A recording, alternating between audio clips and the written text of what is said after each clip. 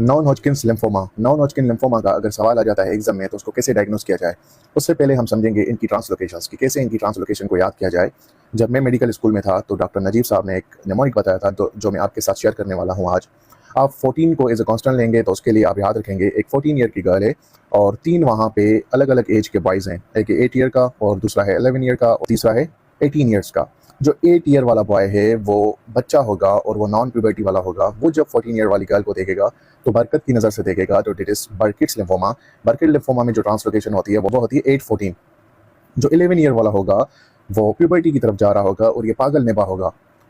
तो ये जो ट्रांसलोकेशन होती है ये होती है 11-14 और इसको हम कहते हैं मेंटल लिम्फोमा। और जो 18 ईयर वाला होगा वो एडल्ट होगा और वो मेच्योरिटी की तरफ जाएगा तो ये जो होगा ये शादी की नज़र से देखेगा 18-14 ट्रांसलोकेशन तो डिट इज़ फॉलिकुलर लिम्फोमा। अब ये जो 11 ईयर वाला है मैंने आपको बताया कि ये पागल निभा है, तो ये अगर 18 ईयर वाली को देखेगा तो it is known as marginal lymphoma क्योंकि इनकी एज में काफ़ी ज़्यादा मार्जिन आ गया है। तो 11-18 जो होती है ट्रांसलोकेशन डिट इज़ मार्जिनल लिम्फोमा।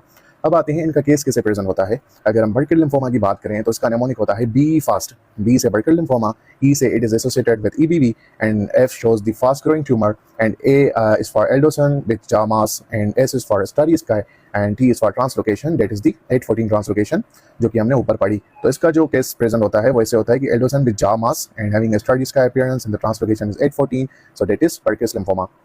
जो मेंटल सेल लिम्फोमा है वो हमने पढ़ा कि ये पागल है तो it is very aggressive tumour with late stage. ये लेट स्टेज में प्रेजेंट होगा और वेरी एग्रेसिव होगा और इसकी ट्रांसलोकेशन हमने पढ़ी 11-14 ट्रांसलोकेशन। उसके बाद है फॉलिकुलर लिम्फोमा जो कि मोस्ट इंपॉर्टेंट ट्यूमर है। एक बर्किट लिम्फोमा दूसरा फॉलिकुलर। इनके काफ़ी सवाल आते हैं, ये कैसे याद करना है। फॉलिकुलर लिम्फोमा हमने पढ़ा कि ये जो एज है ये 18 ईयर्स की एज है तो ये एडल्ट है और अब ये शेव करेगा। जब ये शेव करता है तो इसको एक मास नजर आता है that is the painless lymphadenopathy and nodule type होती है। ये जो लिम्फेडिनोपैथी है ये सर्वाइकल में हो सकती है, एक्सिलरी में हो सकती है और that is the waxing and waning. Mass होगा वो वैक्स एंड वेन करेगा। वैक्स का मतलब है बढ़ जाना, वर्स हो जाना एंड वेन का मतलब है रिग्रेस हो जाना। तो ये जो फाइंडिंग होती है ये मोस्ट इंपॉर्टेंट बज़वर्ड होता है सवाल में अगर वैक्सिंग एंड वेनिंग आ जाए और नॉन हॉजकिन पूछे तो दैट इज फॉलिकुलर लिम्फोमा। और ये कभी कभी शेविंग के साथ सवाल दे देते हैं कि एक पेशेंट है वो शेव कर रहा है और उसको एक मास नजर आ गया नेक में, that is the follicular lymphoma. Marginal zone lymphoma जो होता है वो एसोसिएट करता है क्रोनिक इन्फ्लेमेशन के साथ, chain syndrome, chronic gastritis, mild वाला ट्यूमर जो हो गया। उसके बाद जो फिफ्थ ट्यूमर है वो है diffuse large B cell lymphoma. जो diffuse large B cell lymphoma है that is the most common type, usually older patients में होता है। जो ऊपर हमने पढ़े ट्यूमर्स वो कोई भी ओल्डर में नहीं होता, वो एडल्ट्स या जो बर्किट है वो एडोसेंस में होता है।